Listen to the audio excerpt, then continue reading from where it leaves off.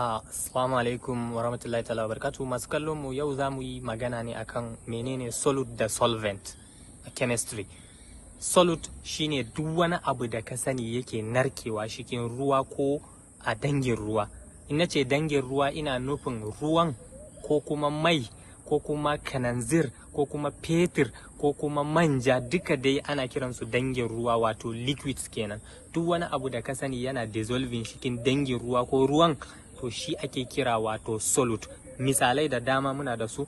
Misali akwai gishiri, in ka sa gishiri cikin ruwa zai narke, ko kuma ka sa shuga da makamantansu. Duka irin waɗannan abubuwan ana kiransu wato solute.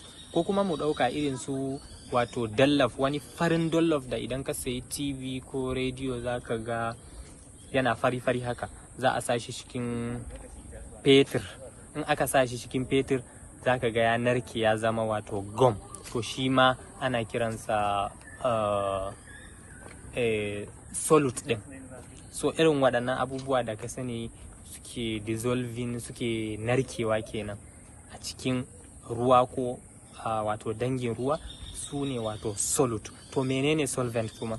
Solvent kuma shine duk wani abu da yake narkar da abu mai narkewan, irin su ruwa da dangin ruwan, su ne solvent.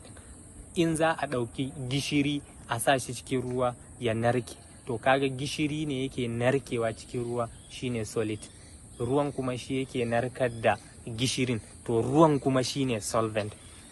In za a ɗauki katifa dollof na rediyo ko na TV a narkar da shi cikin fetur ya zama gam, to wannan dallaf ɗin shine solute, abu mai narkewa cikin ruwa ko dangin ruwa. To wannan fetur ɗin kuma shine solvent. So solvent su ne abubuwan da suke narkar da abubuwa. Solute kuma su ne abubuwa da suke narkewa a cikin solvent ɗin. Da fatan dai mun fahimci menene bambanci tsakanin solute da solvent. Solute su ne irin su shuga, gishiri da wannan dollof da na bamu misali.